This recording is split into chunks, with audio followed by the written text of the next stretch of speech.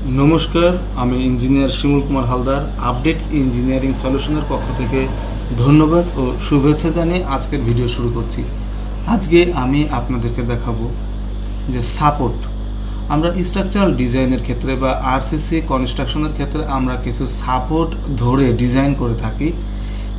এই গুরুত্বপূর্ণ সাপোর্টগুলোর মধ্যে রয়েছে তিনটি সাপোর্ট, একটা হচ্ছে roller support, hinge support, fix support.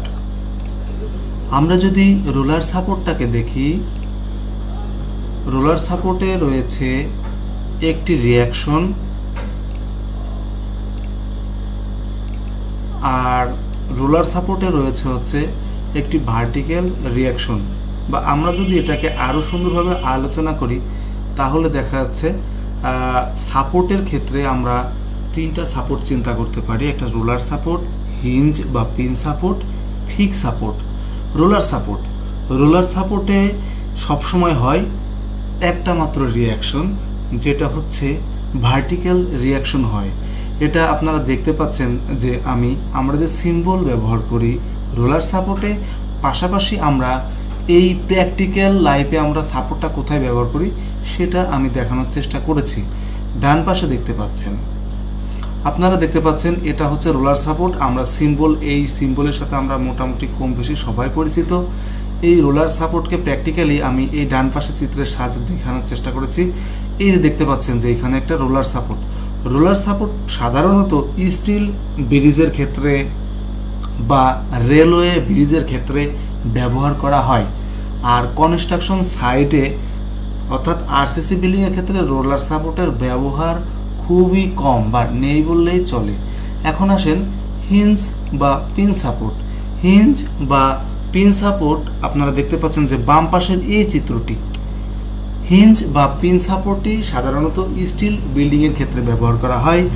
এখানে দুইটা রিঅ্যাকশন তৈরি হয়, একটা হচ্ছে হরিজন্টাল রিঅ্যাকশন আর একটা হচ্ছে ভার্টিক্যাল রিঅ্যাকশন।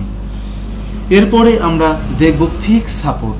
ফিক্স সাপোর্টে আসলে তিনটা রিঅ্যাকশন হয়, একটা হরিজন্টাল রিঅ্যাকশন হয়, ভার্টিক্যাল রিঅ্যাকশন হয় এবং একটা মোমেন্ট হয়। আমরা আরসিসি বিল্ডিংয়ের ক্ষেত্রে এই ফিক্স সাপোর্টটা দেখে থাকি। আমি এই ফিক্স সাপোর্টের ডান পাশের চিত্রটি দেখিয়েছি। ফিক্স সাপোর্টের ক্ষেত্রে আমরা দেখতে পাই যে এখানে তিনটা মোমেন্ট উৎপন্ন হয় এবং ইনডিটারমিনেট স্ট্রাকচারের ক্ষেত্রে এই সাপোর্টটা বেশি ব্যবহার করা হয়। ফিক্স সাপোর্ট অর্থাৎ আরসিসি বিল্ডিং করতে গেলেই ফিক্স সাপোর্ট হয়। কেন হয়? আমরা যে কোনো কনস্ট্রাকশন করতে গেলে আমরা কি করি, যে কোনো কনস্ট্রাকশন করতে গেলে আমরা এই সাপোর্টগুলি একসাথে করা হয়। অর্থাৎ আমরা যদি বিম এবং কলামকে ঢালাই দেই তাহলে একসাথে কাস্টিং হয়। এই কারণে সেখানে ফিক্স সাপোর্ট তৈরি করা হয় বা সেখানে ফিক্স সাপোর্ট তৈরি হয়। ভিউয়ার্স, আশা করছি আপনারা স্ট্রাকচারাল অ্যানালাইসিসের ক্ষেত্রে এই সাপোর্ট সম্পর্কে ধারণা অর্জন করতে পারলেন এবং আমার এই ভিডিওটি যদি আপনাদের বিন্দুমাত্র ভালো লেগে থাকে অবশ্যই লাইক, কমেন্ট, শেয়ার করবেন। আর লাইক, কমেন্টস এবং সাবস্ক্রাইব করে আমাকে নতুন নতুন ভিডিও আপলোড করার আগ্রহ সৃষ্টি করবেন। ধন্যবাদ সবাইকে।